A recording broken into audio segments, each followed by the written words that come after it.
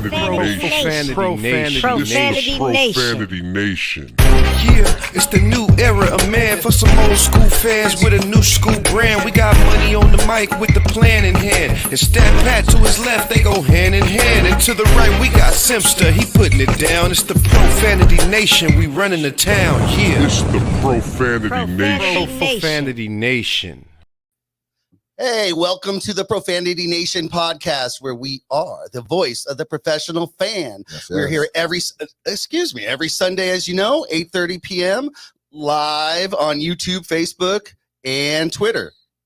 Joined this week, we have an amazing guest this week, but first let me introduce my co-host, Money Mike. I know you're excited. Yeah, I'm good. As man. always, we always talk about how excited you are. Yeah, I'm always excited to do the show. It's Mr. a Energy. great time to get away and be in the studio and enjoy all this. But look, I'm a girl dad. I got someone that broke barriers Excited. in the NCAA. Yeah. I would love to hear about it. I'm excited to have her on. Can't Yeah. wait to introduce her. Stat Pat, how you feeling? Handle it. You know, man, I'm feeling really good. But where are we? You know, we in this bitch. There you go. All right. Gotta say it. 100%. And the fact that we here, I gotta, it's my weekly getaway from the wife Yep. and the kids. Not saying, Kiddos. hey, babe, I love you. Yeah, it's just your break. I'm just saying it's my break. It's the only Yeah. thing I got. I don't have much. I got 3 kids, man. I ain't got much. NBA season's coming back soon. Right. And college ball. She hates it. She College hates ball it. coming Yeah. back soon. She would hate it. You know. All right. With no further ado, let's introduce our guest. Our guest today is Crystal Hogan. She is the first female referee in the nation for men's NCAA basketball. Give it up. Give it up. Division I, as Money Mike said, breaking barriers. Crystal, thank you so much for joining us. We've so been looking forward to this day. No, thank you for inviting me. Oh, It's gonna be thank you. I'm excited. Yeah, we Okay. can't. I'm excited. Okay. Can't wait to chat. We're going to get your story, find out how you got to where you are and as successful as you are. But we always start our episodes with a little segment with our buddy Marco NUNOZ, the former head athletic trainer for the Los Angeles Lakers. He's going to go ahead and join us right now. We're going to talk to him about an injury, as everybody heard. Go ahead and let's bring in Marco. Hey, Marco, how you doing? Good. Hi, everybody. How's everybody doing? Good, man. How you doing? Money Hey. Mike, I know you've got a question. Marco, you already know where I'm going, man. Hey, so this dude Chet, you know what I mean, over there, he okay, hold on, I want to make sure I'm official. He has a Liz Frank. I never heard of a Liz Frank fracture, and apparently he's out for the season. Yes. And now the Thunder are asking for a $4.95 million exception because of that. But this dude played in the pro-am. He actually was at the same game where LeBron was over in Jamal Seattle. Crawford's in Seattle's thing. So what the hell is a Liz Frank fracture? Because I've never. I want to kind of back up a little bit to last weekend, because I think Jeff had asked this question as far as, can teams prohibit from professional athletes playing in some of these kind of like a tournament, off-season tournaments? And I think we had concluded that, hey, I think until either an injury happens to a high-profile player, that maybe at that point teams may be like, maybe this might be a good idea. And I think 24 hours later, here we go, right? Right. They're a star athlete. They're the future, probably one of the what they consider their franchise athletes for the future. Now has what's called a Liz Frank fracture, and it's an injury to the mid-foot area type of thing. So there's a bone in there. That kind of is part of the midfoot, and some of the ligaments get torn. Bottom line is going to require to have surgery. Now, do you have to have surgery to be able to kind of heal from this? No, you don't. But that's for the average person. For an athlete, he's going to require surgery, which means they're going to have to put screws in there to make sure it stabilizes the bone.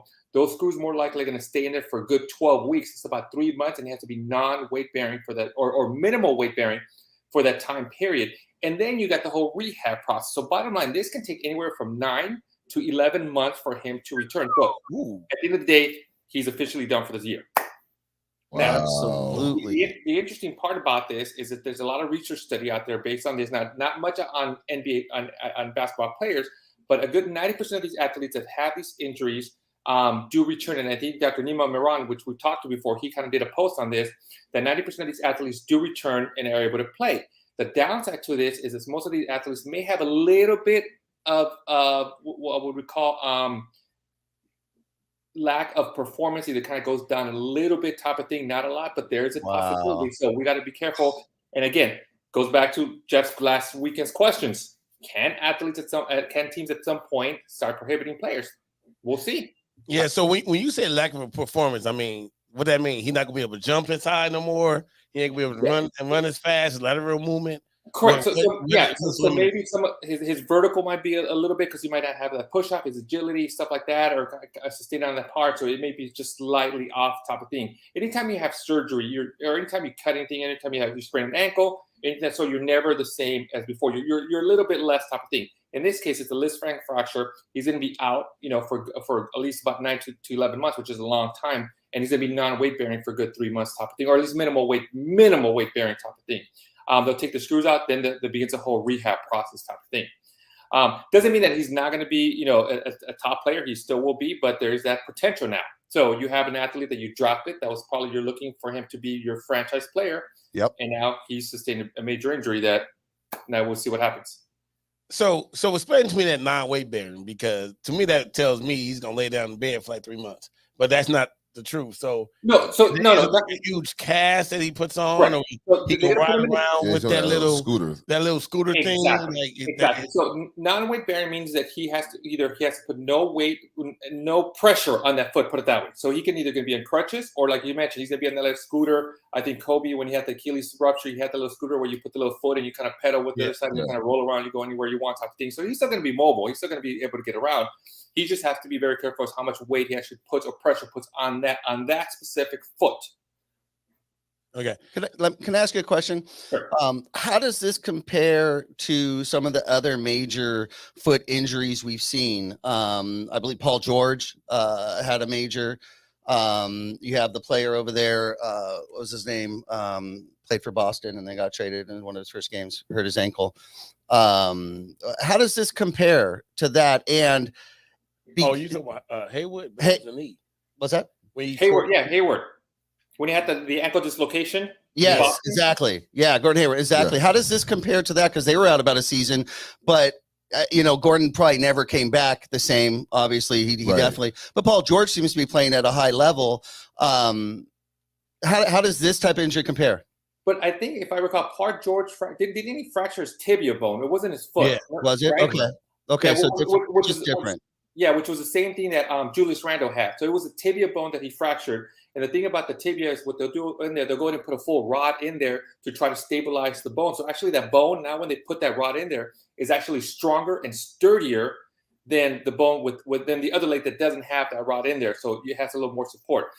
So those were kind of tibias. In this case, it was more the foot. Same thing with Gordon Hayward. When he dislocated that foot or the ankle, you had ligament damage, you had screws in there. Whenever that happens, your foot, it's never, I hate to say it, but it's never going to be the same it was. Just like when you cut yourself in the skin and you end up with that scar, that skin is never the same it was before, no matter what you try to do. So you're going to be a little bit less. Unfortunately, Gordon Hayward isn't, from what I recall now, tell me if I'm wrong, he doesn't seem to be the exact player he's still a great player, but not like before the injury. Now, what's the difference? I mean, in this case, what he has going for him is, of course, that he's young. So he has less mileage on those bones, on those ligaments and so forth. How much does that benefit him moving forward with this recovery process? Yeah, I mean, he can still recover. He can still play great, and I think he's still going to be a great athlete in there, a great asset to the Oklahoma City Thunder type of thing. But now the whole issue now is that there's a little bit of a question mark. It's like, is this injury going to be lingering on? Is this injury going to affect him from here on out? Where before, everybody was happy with him. Everybody was looking forward to him play this upcoming year. They were looking for the future for him. So now there's a little bit of a question mark. Like, is he going to be that full potential player that we drafted and we're hoping for? So you as an athletic trainer, you ain't really tripped off him because you ain't never gonna see him, right? Because he gone for 9 months. So. You take over, right? The team is now taking over the recovery, or at least majorly involved. I mean, are you going to like where he is, check on him, or you just find out how he's doing? On the contrary. Now the sports medicine staff's going to see him. every single day. He's going to be living in the training room with the sports medicine staff. And most Oh, likely, so he's still coming into the Yeah. camp and getting treatment and stuff like. Okay, cool. Yeah. He doesn't get the year off. I thought he was just. There was no days off because you're hurt. Yeah. Look, I thought he was just. You still going got in. plus This is the like clock. school. I have a fever. I get to stay home. Right, right, right. I thought he was like we You gotta punch that clock. stuff. Like, look, I'm hurt. no, it's not like, hey, see you in 11 months. No, Yeah, I mean, exactly. I'll be back. It's the complete opposite. All You're right, going to see him every day, most likely twice a day, as far as to do treatments on him, type of thing, going to his home. Outside that, he won't be traveling with teams, so he's going to have to stay behind. The training staff, the sports medicine staff is going to have to leave somebody behind to make sure they rehab with him, type of thing. So he's going to be on the clock rehabbing minimum twice a day, doing something of that sort. Whether it's either cardiovascular, upper body, he's still going to have to maintain. It's not like he's just going to lay in bed and, hey, you know what, I can't do anything. Yeah, it becomes Zion Williamson. I'm really curious. As a head athletic trainer of a pro team, is there any mental health assistance during this to help him get over it, help him deal with this type of setback? Because that is probably one of the major components. The bones heal, but it's the fear and it's the mental. Is that part of the rehab, or is that sort of up to the player? No, so it's a good question, interesting question. So that mental health part of the mental aspect of it has become like a big thing in professional sports, and people are starting to realize, hey, you know what, this is part of the game. If not, it's probably a big factor, if not a bigger factor than the injury itself, type of thing. So most teams, if not, I'm not saying, I would probably say every team has a sports psychologist on staff. When I was there about 15 years ago, I don't think we used them the way like what you're asking right now, but I think teams are starting to realize that they do use their sports psychologists for specific injuries, stuff like that. And every athlete reacts completely different. There was a story with Kobe when he ruptured his Achilles tendon. It's almost like, you go through what they call the 5 stages of grief, right? You get angry, you get sad, you get all this stuff. And when we went back to the training room, and the doctors kind of finalized, hey, you do have an Achilles rupture. We can do an MRI, but it's not going to tell us anything that we already know. And within like 5 minutes, Kobe was like, all right, he got angry, got upset, but he went through the state, and then he finally kind of accepted it. And his next question was like, okay, when can I get surgery? I want surgery the next morning. Yep. He accepted it, wanted to move on, understand the process happened, and boom. You have other athletes that don't do that. I mean, long time ago when I worked with the LA Avengers, we had an athlete, a big defensive lineman that ruptured his Achilles. He had never been hurt or injured, and he did surgery. They put him in a cast. This guy walks in the next day into the training room, no crutches, full weight bearing on the cast. The cast was broken. He was trying to move his foot. We're like, dude, you can't do this. And he had difficult time, accepting this, to the point that we had to call people in to try to help him mentally. But I think now teams kind of realize that they do have it. Yeah, that's an extremely important part. And I Yeah, think meta is a big reason why that's on the surface and everyone knows about it now. Yeah, it's funny because we always talk about sports, and we talk about, the mental fortitude of these athletes and how strong they are.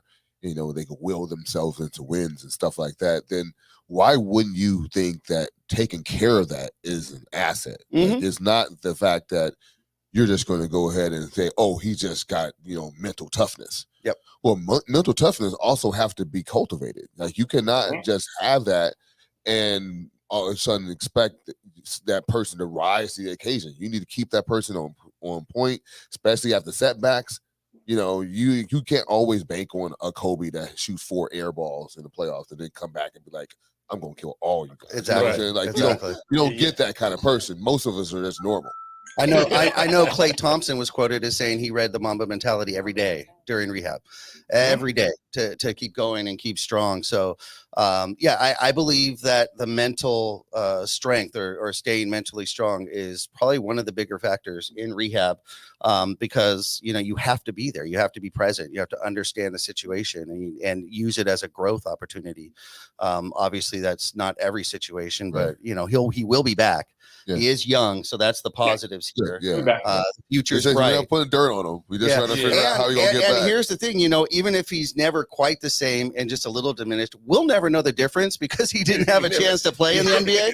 Yeah. So I personally have never seen him play. So, hey. College, obviously, yes. But, NBA is a different game anyways. You have college players who are outstanding, don't get injured and come into NBA. You know what? You say that, though, that might be to his benefit.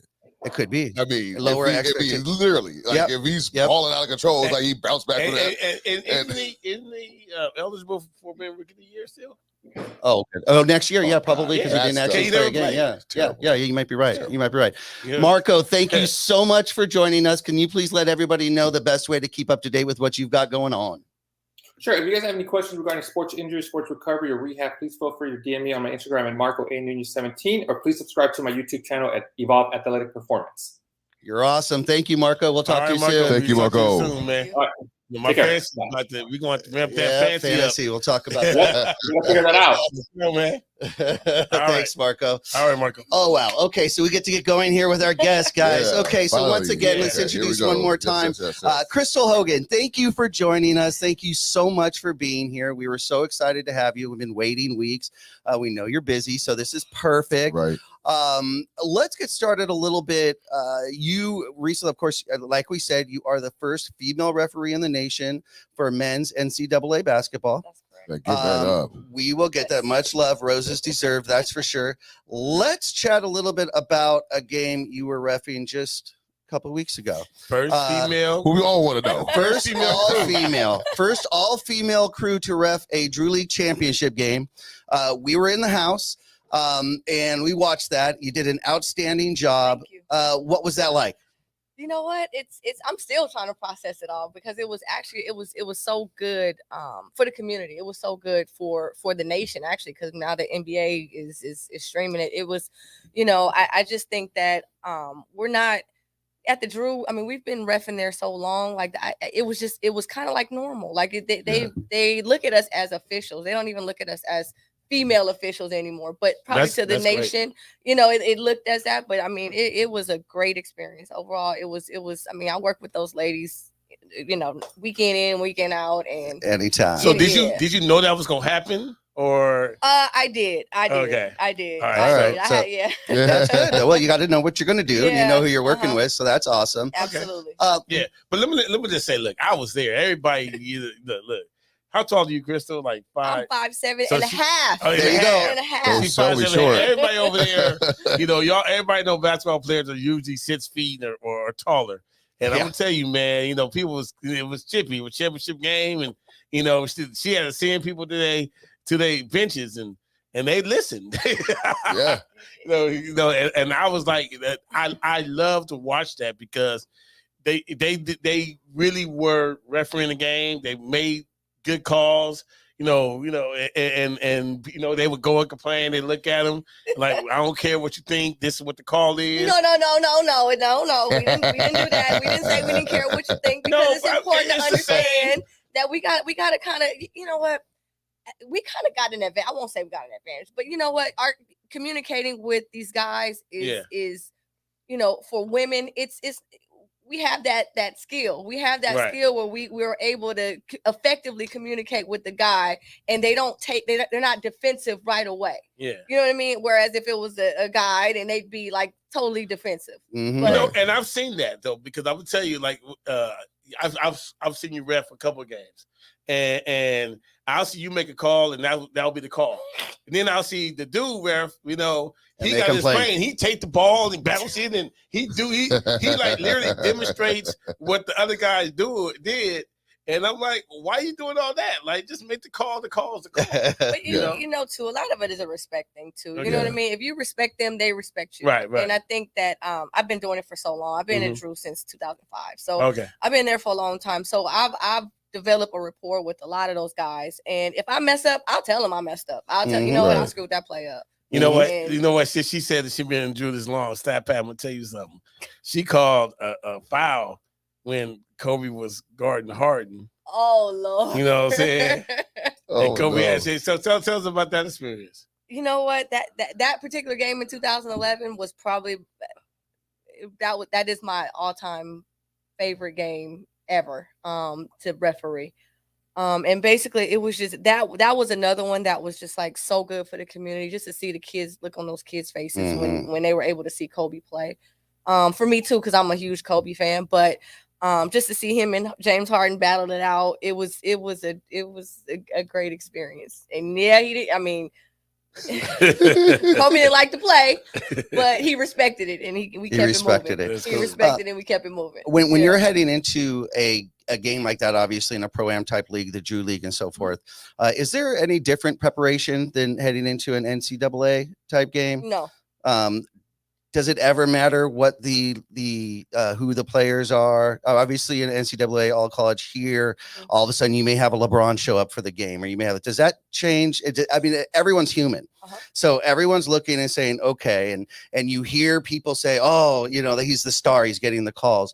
You know what? I'm past the starstruck stage of my career, and I treat every game the same, and I believe that that's an important.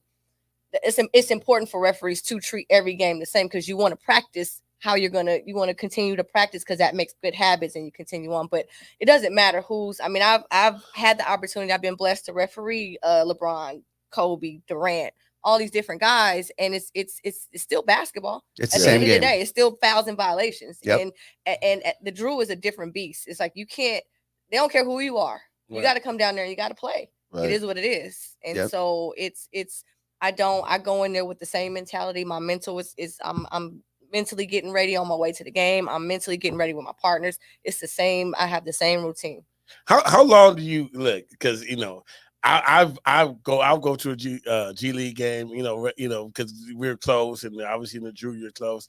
Man, I've been trying to follow y'all position. Like one be at the top, one be here, one be over there. Yeah, explain that real quick. And then they go and say, okay, so now this will run. Now then they go baseline, and I miss it. I'm like, okay, cool. Right when I think I got what y'all position gonna be, y'all all of a sudden change it. And then this person over here, Pat may call the foul, then you go get the ball. I'm like, how do they know? It's like choreography to me. So, I mean, seriously, like it's like choreography. The funny part is you probably ain't ever gonna get it, because every different league pretty much have different rotations. Okay. The NBA is different from the NCAA college. Okay. The NCAA college is different from WNBA. The women's basketball is different from men's basketball.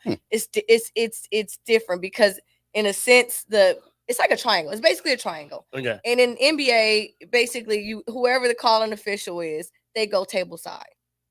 Pretty much. That's just that's how we rotate. Okay. But in the lead, if we're in the lead on the baseline, we basically go wherever you got a LeBron matchup on the post on the other side, then we going over there. Wherever that matchup is, we have to go strong side. Wherever the ball is, we're going strong side. Oh, so man. it's just, and then those other two just rotate. It's just you come down or you go up, depending on where this lead goes. The lead dictates everything. Triangle offense. It's triangle.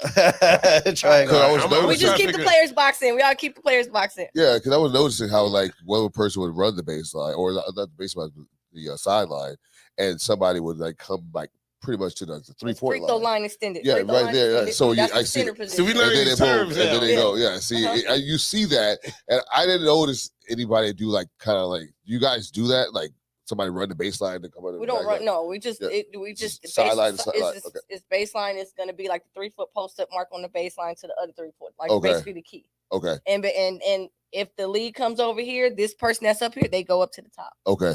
And then if that person goes down, that person goes back, that person goes up, this person goes back down. Okay. The lead dictates where the two outside officials, whether they go up or they go down.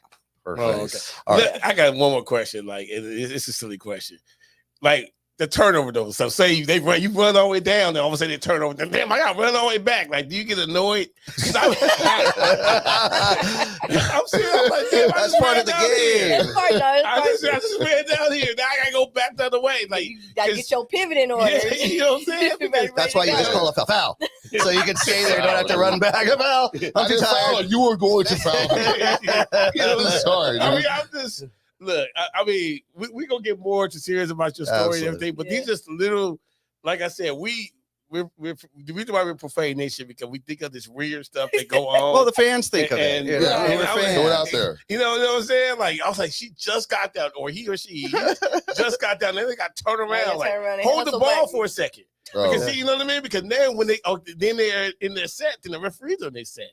They ain't cool. All right, now we good. Now we go. We looking for a foul or double or carrying or whatever, you know. But then that back and forth, like, oh man. Yeah, we just gotta adjust. If the players move, we gotta move too.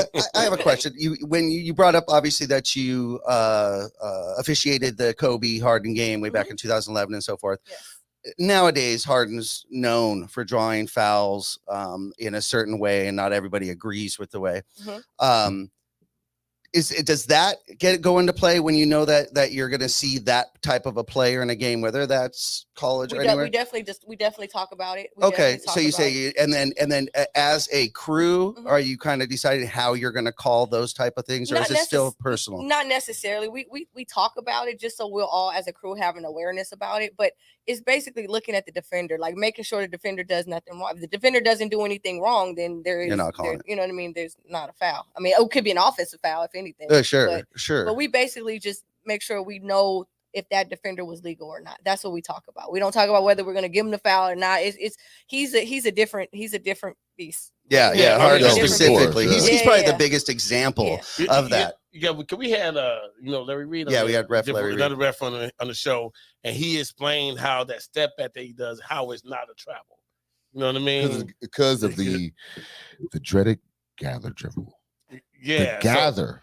Are you serious? The gather. Basically, you could just you can have a move. Down. You still have a basketball move, and if you're in the midst of putting that foot down, you still got two active feet. Like basically, that's why Giannis looks like he's traveling. Right. Because Giannis takes that to the extreme. Like he has those long strides. He pretty much can start from the 3-point line. I mean, just 1, 2, 3, and he's already dunking. Like, that's how long he is. So, but yeah, it's the gather dribble, man, and that crab dribble, that back.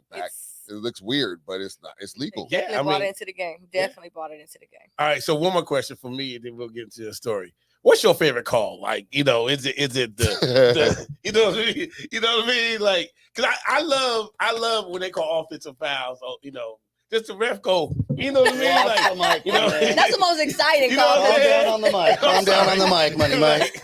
All right. I mean, I'm not even talking about the judgment that you make. I don't care about that. But, just the, is the blocking the one or the or any other one? I don't know. Honestly, it's just that's an exciting. The offensive foul is so demonstrative. You know what I'm saying? Like it's the air one. It's the reaction of the fans. Like, oh, you know what I mean? The black charge play is definitely the most exciting because again, it can go either way, and the fans are waiting on you to make that decision. Right. Is that the hardest call? It can be. It can be, yeah, because you got a lot of different factors that come into play. Yeah. We're going to take a break real quick here soon, but I have a question. How often are you sitting there keeping your poker face when the other crew member made a call you don't agree with?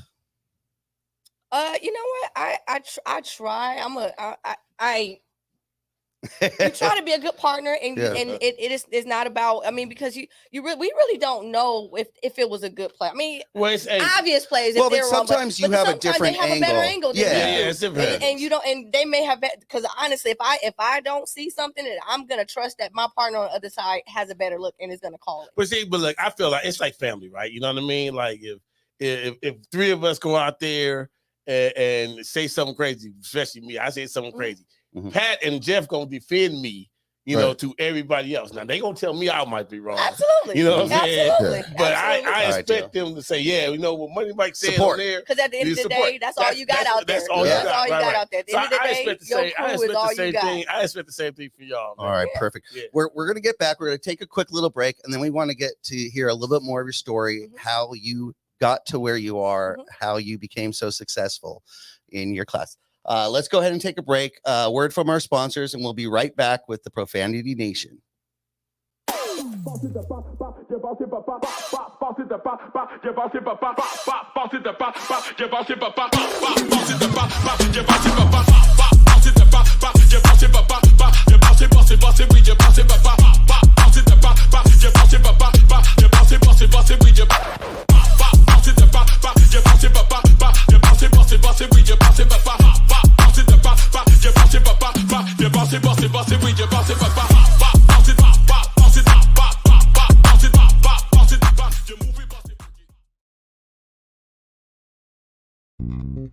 United One Protection Services. With over 30 years of experience, United One Protection Services has more expertise and knowledge than the other security companies combined.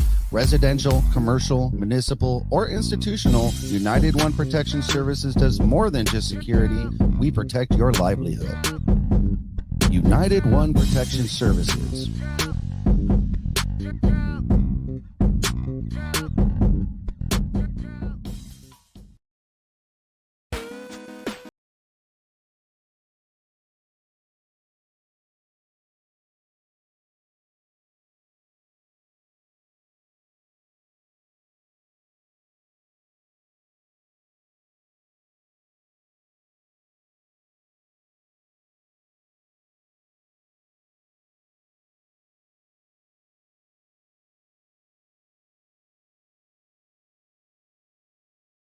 Wellness Center. Yes. We are back. Thank you for joining the Profanity Nation podcast. We have our guest here, Crystal Hogan, Stat Pat, Money Mike, and yours truly, Simsta. Okay, we're going to get into kind of how you got there, but first, we actually have a tweet question here, and this is in regards to one of the Drew League games there. And Montrezl Harrell made a half-court shot. Uh-huh. A lot of people felt he didn't get it off in time. Mhm. Do you go back after and review those calls to see how they were made or if they were correct, or do you just kind of move on You mean after the game? after the game? Of Oh course. yeah, I do. I look at tape after the game. Where now that it's been streamed, I do go back and look. But in the midst of the game, there's no monitor for us to go look at, and we all thought it was good. So it is what it is. It is what it is. It is what it is. Yeah. Call it and you play with Yeah. how it is. And I believe he got it off at point 2. I mean, I again, I'm not perfect, but I Right. believe he got it off at point 2. So. That's good. Do you ever see or have instances where you have the star player or some of the try to intimidate like the referee and say the referee do succumb to some of that intimidation to give it like maybe favorable calls because they were not strong enough in the moment? You know what? It happens. It happens. And that's male or female. That's we're all not. human. That's just No, ref. male no, or it's not, female. no, that was Yeah, just it refs. never was about it was Just refs. referees. I'm talking Yeah. about her, not her. I'm talking No. about the male, which is basically whoever that guy Anybody. is, and Yeah. beat anybody up in there. Exactly. No, you know what? It happens. It has to be We're all the human. nature I- of it has to be the nature Look. of the position. I think how many actual players in the heat of the moment think that they really caused a foul? None of them. You know Or what don't I'm foul, saying? right? None of them. They're Yeah. perfect. They never It's like, foul. no, I didn't I'm do like, it. never I mean, foul. we No. will hear, and then they'd be like, They do this. Wasn't me. like- Wasn't me. Right? You know, but Yeah, that's you actually hear the that's smack. another great question. I mean, as an official, you have to get annoyed when one team is constantly complaining, widen. and it and it's just, because even the crowd saying, "Just play the game, get off the refs, just play the game," stop complaining. It's not the refs. Again, it has to be human, but as a professional, you're able to set There's that a way to aside. handle that. There's definitely a way to handle that. Okay, you Yeah, just, yeah. But it's experience Oh. has taught me ways to handle those types of Yeah. situations. experience. Let's get to that. Yes. All right. Yeah. So you are a Compton native, born and raised in Compton. So you are local LA proud. What was that like growing up in Compton, and how did that lead you into refereeing basketball? Well, I know you played. How many sports you play? You played multiple. I played. sports. Well, this is the funny thing. I didn't start playing sports until the 9th grade. I was a total late bloomer. I mean, Wow. my grandmother raised me. I did not start playing sports till the 9th grade till I got to high school, Okay. and I played basketball my first freshman year. Basketball, softball, volleyball, Okay. track. Nice. I tried it. It just wasn't my thing. I couldn't do it. But I did play all those sports. My freshman year. Okay. And So at Dominguez High. So I went to Dominguez High. Okay. School. beautiful. Nice. And was it a love at first sight with the game, or You know something what? you kind of No, actually, it was not. Honestly, one of my best friends actually encouraged me to go and try out because she wanted to try out, and I just went because she went. I didn't care about it. I mean, again, I didn't know anything about sports at that time like that. So, but we had a coach, and times are different now. We had a coach that was a football coach, but he took on the JV basketball coaching position as well.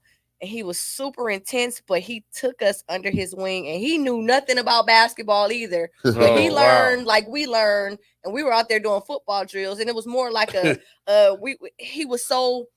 he kept us together. It was more like a team, like a real team. Like he kept us together, and it kind of made me feel like I was a part of something. Okay. And that right there, I think, is why I stayed. I mean, it was Yeah. hard though. I mean, bleachers and all kinds of. It was hard because we was doing football drills. Sure. But the fact that we were, we were all learning at the same conditioning. time. Like, what is this? This is basketball. Football. He's like, I don't know any different. Run. Yeah, running at halftime, doing push-ups at halftime. You know, y'all were tough though. Yeah, no, Take a lap. but we all 100%. grew together, and it became a like a more family oriented type thing, and it was that's why I stayed. Albert Turner, that's why I stayed. How did that, being a player in high school sports, turn into officiating?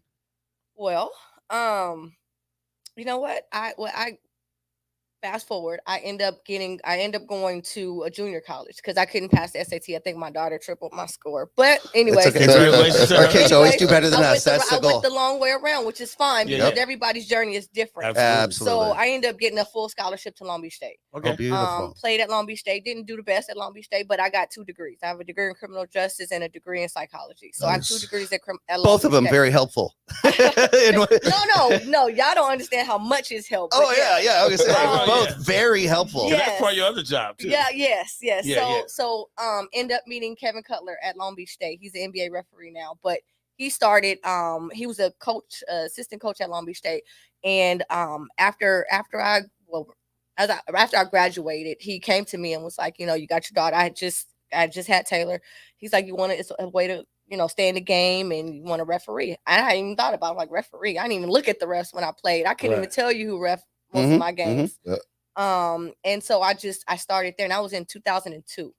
So I started reffing in 2002, and we just kind of, you know, You just kind of liked it. I loved it, actually. It was Really? a way for me to stay involved in the game. And I was able to use, I mean, you know, in the game, like I tell ex-players and student athletes all the time, like, you're already halfway there. If you played the game, you know the game, all you got to do is learn the signals and everything, and you can make you some money. Not a bad, application, so Right. So, and the love for the job in the sport is what kept you going. The love for the sport, because it saved my life. Growing up in Compton, you know what I mean, and the fact that I was on that team that I was on, it kept me from going left when I could have easily went in a whole nother direction. So basketball kind of saved my life, and I think that the love that I have for the game of basketball, and now with officiating, I'm. So you started at the high school level? I started at the high school. I started at the high school level, Long Beach unit, which that's pretty much where everybody starts at to get certified. And then you kind of start going to camps and things like that around the community. So I went to a few camps and got hired working junior college basketball. And so that went well. And then ultimately got hired by Violet Palmer, which was amazing to me. Violet. We've been trying to get her here. I love Violet. Trying to get her on the show. She became the WCC coordinator. Yeah. So she hired me. That was big for me. Like, it was huge. So I started working women's Division I. Okay. Right after that. So it was good. So I worked at WCC. I worked at Big West. Yeah. Did you get any pushback or anything when you started doing men's sports versus women's sports? The transition was a little. I've been doing the Drew League since 2005. Got you. So men's basketball. And I skipped the part because growing up, all I've done was play basketball with the guys. Like, I did not play with the girls. I was always like a little tomboy and just play with the guys. I don't know if that's a good term right now. Oh, that's cool. Yeah. I was just one of the guys. You know what I mean? Yeah. Out there playing. So refereeing the guys, that's kind of where I got that was me. That's me. And so once I transitioned over, and I'm in law enforcement, so I'm in a male dominated profession, and pretty much have been most of my career. But just the whole men's basketball, that's just, I don't know, it's something in my brain that I just kind of need that. I need that challenge. So I was actually prepared to, what can I say? I was prepared to just quit women's basketball.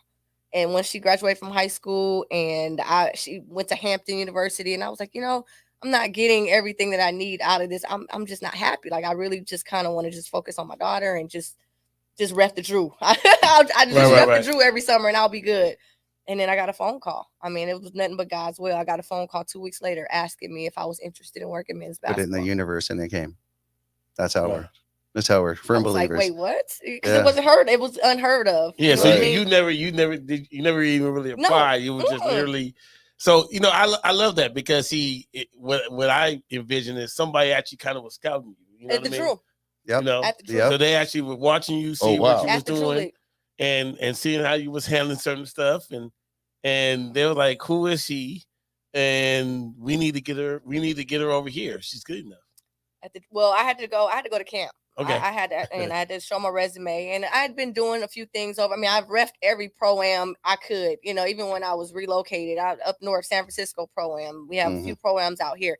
Every pro-am that I could, I was reffing. Clippers training camp, I was doing all of that. So I kind of had a resume for men's basketball, and I kind of put all that stuff down. And then I had to go to camp and try out, and actually, show that I could work. And the funny part about it is that the team, the crazy part about it is that a lot of these teams, like a lot of the guys, they already knew me. That was in the they grew up. They grew up at the Drew and so forth. Yeah, so it just worked out. But it was a great experience though, getting that phone call. Yeah. So how does it feel though to say, look, I'm the first one, so you're the groundbreaker?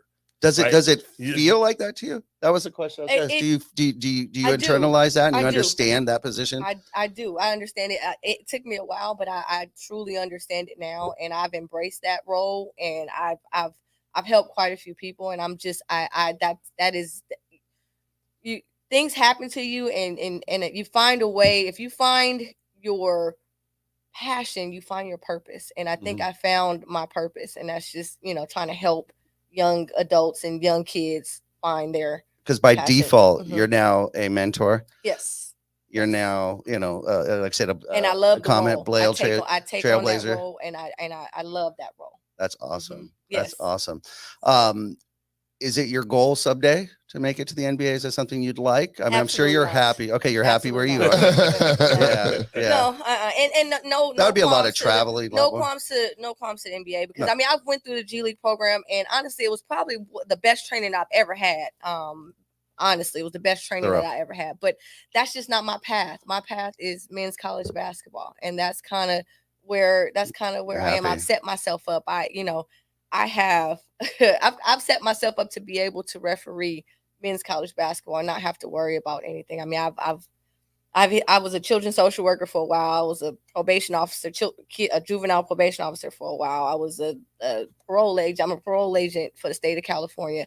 I have a master's degree in criminal justice. I've set myself up to be able to work men's college basketball and enjoy it. So I don't need the, Absolutely. Nice. I think it's dope. It is. Yeah, it is. Absolutely. And that background, that schooling definitely applies. It all applies. All applies. So you grew up, you kind of, in a sense, stumbled into playing, and then grew from there.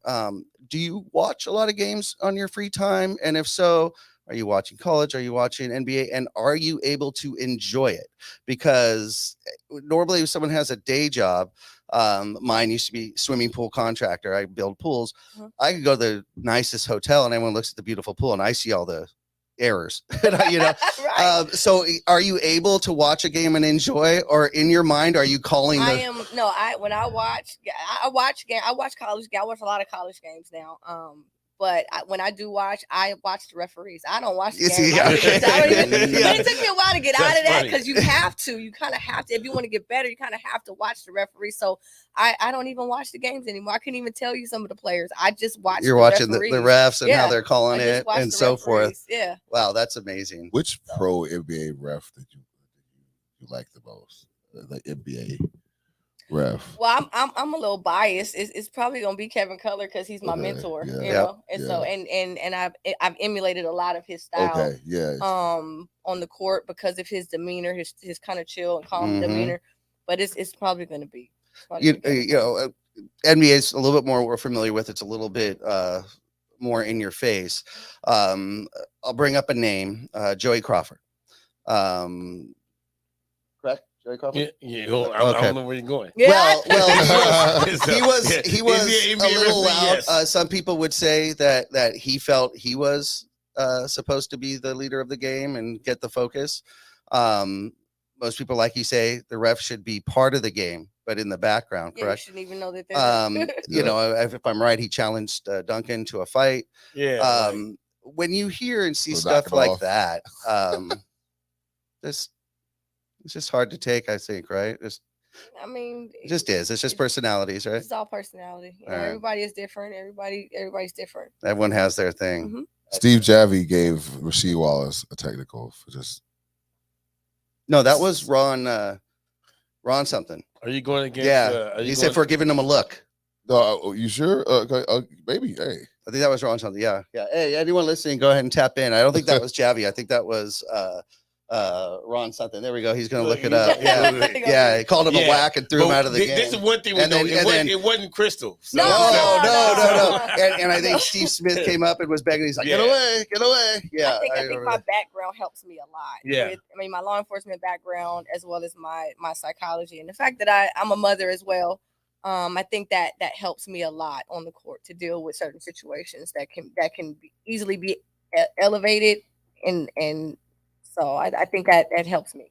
Is there a lot of travel with the college game? Oh, absolutely. Yeah, for me now. Yeah. For me now. I mean, yeah, for me now on the men's side because I'm in so many different conferences. How far I ahead was do you gonna get ask your which schedule? conferences do you? I am Sorry, go in ahead. 12 Right. conferences right now, 12 Division I conferences. Wow. Yeah, so it's but I'm totally blessed. So You love it. You travel. I enjoy Wrong I, there, I enjoy it a lot. That's a enjoy it lot. Yes. the experience. And my Yep, daughter's yep. grown now, So- so I don't have to really worry about babysitting Oh, okay. or anything like Garrettson. that. So It was Garrettson. Ron Garrettson Yeah. was the one. Yeah. Yeah. So how does I mean we don't want to the schedule like your flight schedule like are you doing the USC game on like Monday back to back? and then you're doing a Connecticut game on Tuesday and It just depends. Yeah, So- it can be. so like it's that. just random like that. So they don't go okay you're gonna do all West Coast or all it's- East Coast. No, It's just- it's your availability, whatever Oh, your okay. availability is. And my job has been so good. I mean, I got coworkers. I'm looking at the thing like Wilson, my coworkers on there. He's been Beautiful. the best for me. So I have coworkers that are very supportive. So I Cool. can just kind of just do my thing and That's it's cool. worked for me. Is you have a on season, off season. Off season, obviously, you spend some time at the Drew. I spend all my time at the Drew. Okay. I'm there every weekend. What do you do for pleasure other than work? We know you love it, but what do you do for fun? I spend time with my daughter. Beautiful. Because she's my number one. I have a guy in my life now that, Beautiful. you know, and I spend a lot of time with him. And me and my mom, we travel. Do you tee him up often? We both referee. So. Oh, you're both you're teeing each other. We tee each Jeff. So, Jeff. You gotta tee. Bro. Hey, so- relationships aren't always I easy. apologize for no, That's a money Mike question, yeah, right? right. And I didn't do it. I didn't do it. That's totally a Right? money Mike Yeah, question. no. So I travel with my mom. Me and my mom, she's retired and newly divorced, so she likes to travel now. So we go to Jamaica. I got to get her to go somewhere else other than Jamaica. See, so she likes it. So I just kind of family. You know, I got little nieces that are now my babies because I will not. I'm done. Yeah, So, yeah. It's beautiful. But I think it's cool that you because see you travel for work Mhm. and then you travel for pleasure. Well, my best friend is a travel agent. She's a probation officer, but she's a see, travel agent. She's the best oh, one in town. So we're I can winning. go wherever I. Oh, We're just you- winning at I this guess, point. I guess so. You, Yeah. Because I would And be you like, rack up man. the miles. Yeah, we just Yeah. winning. You have plenty of Yeah. miles, I would think. Yeah, because I would get tired. I mean, I want to be at home sometimes. Yeah, right. I spend time at home. I got my little nieces. I spend time at home. I do. But I like to go. Like I don't like to. Life is too short. Like if COVID Yeah, didn't yeah. teach us nothing else, Oh, enjoy Right. your you time. gotta enjoy life as it is. Right. You can't just wait wait till I retire. Wait till you turn this. No, you gotta enjoy life right now. During the season, obviously, as Money Mike brought up earlier, there's a lot of exercise. There's a lot of running involved. You have to stay in shape. Do you actually exercise, or is just officiating the games enough Oh, during no, the no, no, season? No, no, no. No, so you're keeping No, every day. No, no. You have to keep your body in good condition. Mhm, So I mhm. pretty much work out. I try to work out at least 5 times a week. Okay. At least 5 times a week. And just you have to keep your muscles going because injuries are. I mean, you could be Yeah. very prone to injuries if you don't take care of your body. So you keep So I around, then you do- keep no. that up year round, I would I do- imagine. Yeah. I mean, you take some time off, like right after the season. A lot of us take, maybe a month off or whatever to do our thing. But then, I mean, for me, I referee pretty much year round with the Drew League. So, but the stretching and all that's just important. It's very important. Yeah. Excellent. And the eating habits. I mean, we get off our Yeah. healthy eating habits at times, but How close are the rules? You know, what I mean, I know Drew has a few rules that are different. everybody, all of them are. I Yeah. mean, they're close, but they're different. They're close, but they're different. I don't know if that makes sense. But Yeah. there are a lot of different caveats to like, like the Drew has some modifications. It's supposed to be NBA rules, but there are some modifications. For technical fouls, it's 2 shots instead of 1. It's Yeah, different I things saw like that too. that. I'm Yeah. like, why you taking It's 2 shots? Yeah. Mhm. Do they get the ball? So you just gave away the technical foul that we had to call, huh? Right. Well, yeah, because I was like, do they get the ball too? You know what I mean? Because Not the obviously, technical- they don't. Yeah. But that's what I'm saying. Like when you watch high NBA, school is different. All the rules are all. Yeah. It's funny because the rules are always. It would be hard if somebody wanted to do men and women. It would be difficult. It's doable, but it'd be very difficult. Yeah. Very difficult. You have to. I know me, man. I would get everything wrong. Yeah. I would be. You know what? No, you would. I would. If you I would, totally would. As devoted as you are to this job right here, you do a great job. But here's the thing, like the G League, for example, man. 1 shot is 2 free throws, unless it's the last 2 minutes. Yeah, they have some. Weird So so they make 1 shot, they get 2 points. Yeah. You know what I'm saying? Yeah. So Try now to I got to speed up the remember game. that. Yeah, that's I got to remember that. Then I go over here to the Drew. I'm gonna tell you. You know what I'm saying? At the Drew League, though, we got George, the voice of the Drew, and he will help you out of any situation that you need. All you gotta do is listen. Oh, He's been there gotcha. 25 years. All you gotta do is listen, Gotcha. and he'll Yeah. tell you it's 2 shots or 1 shot. He'll You tell just you. scream it out. Yeah, You don't he'll have to listen, remember yeah. too much. Speaking of that, hey, so Mouthpiece did the playoffs, right? This dude was hilarious. Oh, he's always You know, hilarious. Friend of the show. He's been here. Mouthpiece. We're gonna have you on yeah, soon. Yeah, actually, I think we probably going to We have him real soon. Have him back on. and within the next month. But I'm laughing at him. I love how he calls games, even at Venice Beach and stuff. Mhm. I mean, are you laughing when he said, like, what he say? Oh, y'all not gonna win no argument tonight. It's three women referees. You know what I mean? Like, can you laugh? You won't at even that? get a word in. He said. He's like, can we have a laugh full at that female when you ref crew. say You guys that? won't even get a word in today. Yeah, we're human. You know what Yeah. I mean? We're human. And it's some fun. of the stuff, and it's all in fun. And some of the stuff I Oh. heard, but some of the stuff I did not hear until I went back and watched the game. And was like, He said that. And then 'cause he was, you probably didn't hear that. It was really amazing because it was all women refereeing, but it was all women scorekeepers too. yes. Oh yeah. Right. So he called shades from them because he announced the referees, Yeah, but they- he didn't announce the Oh, scorekeepers. yeah, You know what I that's mean? cool. So he Yeah, was yeah. getting it. He was like, all right, y'all. Hey, so I just want to announce that we got all women scorekeepers. And the commissioner is a woman. Yeah, There right. you go. So, He got called to task. yeah. So, but it was funny. So you laugh. Yeah, some of the stuff I heard. I mean, yeah, we're human. We can, you know what Yeah. I mean. But I did some of the stuff I did not hear until I went back. That's fine. Did Well, the whole you're- caucus That's thing. good. You're I was- focusing. You're working. Yeah. That's yeah. funny. Now you mentioned that obviously you have other things going on. The shirt EduSport. Can I you fill do, us in a little yes. bit, please? So EduSports Talk is basically a platform that I designed to kind of help me be the person that I wish I would have had growing up in the school system.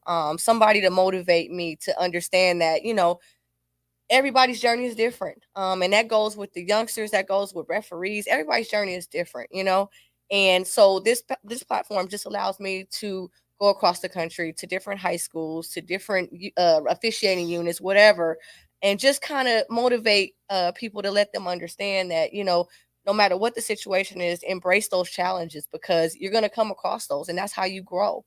So it just allows me to be able to talk to our youth, talk to our referees, our officiating crew, and just kind of just motivate them, But one of the things that I am working on now, because we've seen it too much, and that's the whole AAU circuit with all the fights and all the stuff that's going on. Mhm. I want to be able to implement EduSports into that system to be able to educate the coaches, educate the fans and the parents, and educate the administrators Mhm. on the cause and effect of doing that. I mean, like I said, I was a children's social worker for a while. I kind of, I get the kids' point of view, but I'm also a law enforcement officer. So there's also a criminal aspect to that as well. So it's just, You've seen what happens if they don't get control of it. Exactly.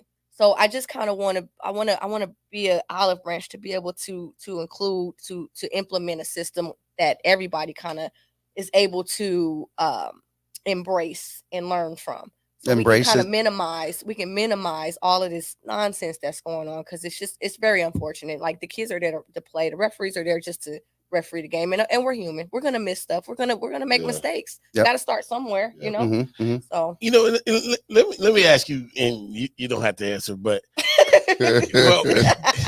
well, you could totally You know where it's coming. When he prefaces it that way, because I have an issue with like kid sports where they don't there's no winner or loser. I think here's the thing. I think once a kid gets in kindergarten and they know how to count, they know if somebody got 5 goals and no one over here didn't. And then what happens is now we're playing in the sports realm, and there are 5, 6, and 7, and Everyone gets a trophy. Everybody gets a trophy, and this person over here makes 10 shots, or this person over here gets 2 shots, and then we tell them nobody won. You feel what I'm saying? Mm-hmm. But we taught them how to count in kindergarten, right? So they really see what's going on. And I think and I know it's a long question, but I want to preface it like this. Then we Peter get Vesey when then we we need get then we get to 11 and 12, and now we have to win. Now there's winners and losers. So I feel like the first 10 years of their life, everything is all roses. Mm-hmm. And now, like you said, we get an AAU and they 12 or 13, very competitive. and we going out for blood, but they never were used to that because they weren't winning and losing different time right at certain times. So I think, like I said, you know what the answer, but do you think that they should have winners and losers like 5, 6 years? I do. To kind of teach the kids How at to that lose. level I do. how to lose and how to work hard. That's a life towards. skill that That needs to be is. taught. Right. It's a life skill that needs to be taught, and it's okay to teach it at that level. But I agree with you. I think that there should be winners and there should be losers. I wouldn't necessarily say losers, but there got to be a first place, got to be a second place. Right. It is what it is. Yeah, because but you got to learn to. That's how you learn how to work harder too. I have a little niece that she will play a game and she'll lose and get mad and start throwing stuff, and you gotta address that. You have to teach her. You have to teach her it's okay to lose. You just got to do better. Right. But I agree. Yeah, because I think honestly, like I said, I think that really the reason why there's a suicide rate is up really high, 18, 19 years old, is because they get coddled so much. Everything is all okay. And then because look, it's just not the way the world is. Yeah, the social world media is. has played a huge, that provides a false narrative of how life is supposed to be. Yes, it is. But again, we know that the facts are that these kids are going to grow up and they're going to try to get a job and the one they want, and they may not get it. And it's not because they're not the most qualified or the best. It just doesn't work out that way. Right. And if they don't understand how to, that is a learned trait. That's not something we're born with. We have to learn how to lose and how to lose graciously and how to come back, because everybody's lost. Everybody on the highest level has lost. In fact, that's the only reason why they're on the highest level, is because they lost and used that to build. I've been fired. I've been laid off. I've been fired in all different categories, professional and basketball. And at some point, you have to. It should motivate you.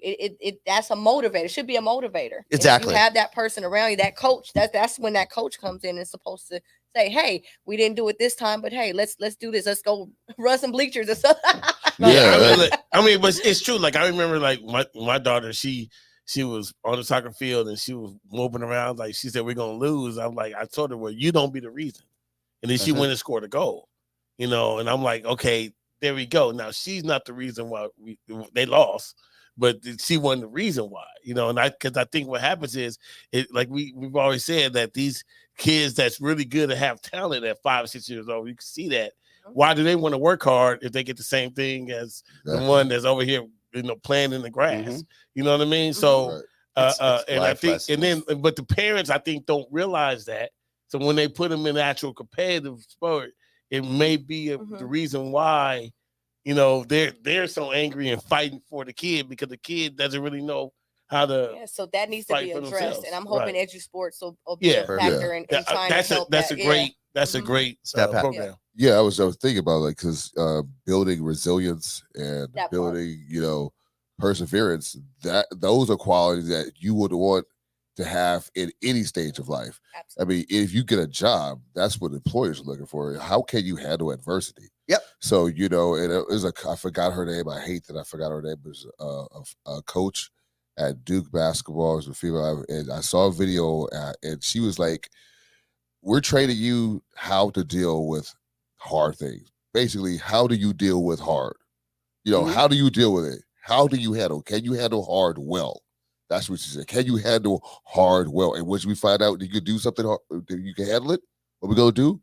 We're gonna make it harder. Yep. Cause we gotta keep putting, because we just chiseling right here. We just go ahead, chip it away, because you have to build that up. And so yeah, it's gonna be great to have that kind of like that focus in It's not about the competition, and it's really not about the winning and losing. It's about learning.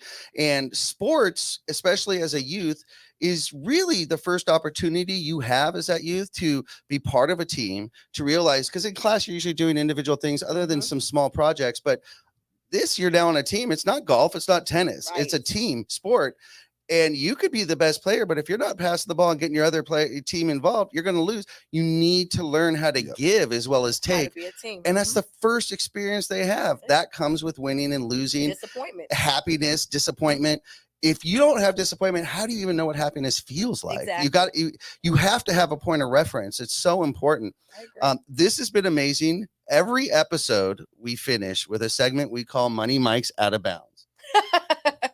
Money Mike's going to share his thoughts or opinions on a topic, and it's easy. He just wants to know, are his thoughts in bounds or out of bounds? Money Mike, you've got the mic. All right, so Crystal, this is a custom to our guests, and we had Black Pearl in a couple of weeks ago, and look, big shout out to Black Pearl. Sorry, y'all. Black Pearl Elite. Y'all did your best. Y'all lost the championship. It was not Crystal Hogan's fault. In no way. They got there. They had a great year. Oh, they played great. Year. They'll be back. They'll be back. Our guy Hef said, man, next to the NBA championship, the Drew is is the next best thing to the NBA and they championship. Get rings now. And they get rings. They get rings. Yeah. Right. So I kind of was thinking about that. I was like, do I want to be a nobody on a good team like Adam Morrison, for example, and get a championship ring on the Lakers? Or do I want to be an MVP at the Drew and win the championship and get the ring and everybody know me? Which one would I prefer? So am I out of bounds and say I would prefer being Adam Morrison and win an NBA championship ring versus being an MVP and win a Drew League ring? Let's start with stat. Yeah, I would take the Adam Morrison route, and only because because we were talking about Adam Morrison right now. There's one reason we're talking about. You're talking about like you're the worst player with the ring. Good light or bad light? You got a ring. Like, nobody knows who this guy is, right? Have you ever heard of Adam Morrison? See, exactly. But he has a championship ring. Okay. Nobody knows this guy, but they knew him in college. But street culture, though, street culture, like, you know what I mean? Like, all around everybody in LA that know basketball, street culture, know the MVP of the Drew League that won the championship, right? Right. They did. So would you? That's what I said. So I think I'd rather have an NBA championship ring. Upon it. I'd rather be a nobody NBA championship ring than a star in the Drew League. All right, with a Drew League ring. Let's go with our guest, Crystal, and you can do a pass if you have. You can pass. I don't need to pass on that one. All right, cool. I'm gonna say I want the latter. I'm a Drew League because you know what? I'm being a nobody. That's just I got the Mamba mentality. I'm gonna work hard. I'm gonna do my thing, and I'm gonna be. The Drew League championship is what. All right, so I'm out of bounds. Yeah, you're out of bounds. I'm going out of bounds as well. I want to be the contributor. Yeah. I want to be the participant. I don't want to just ride the pine and grab the ring. Look, hey Mike, you know what? They gave rings to most of the Lakers staff too, even the customer service reps and so forth. So you could have been them, and they're great because we love our staff, but being a competitor, you're in sports, that's what it's about. You want to be there, you want to have a part, you want to know you contributed it, that when they look back and say, why did this happen, that you had something to do with it, as opposed to warming up the pine. We're gonna go, you're out of bounds. If I had my whistle, I'd probably go out of bounds. Exactly. She go kick me out the game. You'll get ejected. Out of bounds. Right. That is awesome. Okay, well, this has been wonderful. We've already expired our hour of time. But please let everybody know the best way that they could keep up with EduSport Talk online and keep up to date with what you've got going on. You know what? Everybody, please go to crystalhogan.org. All the information is there, and look forward to linking up with you guys. Absolutely. Be sure to go there, crystalhogan.org. That's where you're going to get more information, find out what's going on. And if you'd like, you could probably reach out and see if you can participate if they need something Oh, from you. absolutely. That's what she's there for. I'm here to collaborate and do what I can.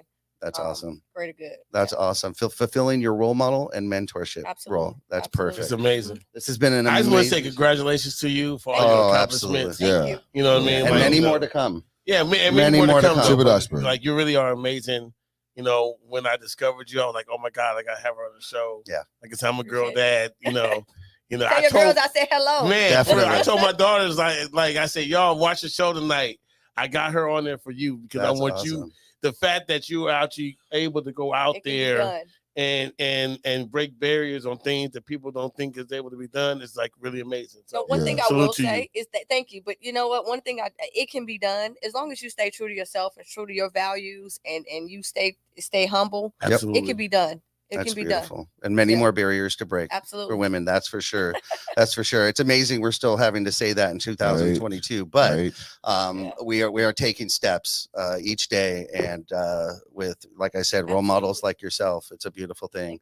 A beautiful thing for young ladies and just anybody around. So thank you so much. This has been a wonderful episode. One note, the Profanity Nation podcast will be moving exclusively to the Infanity Studio streaming channel starting in October.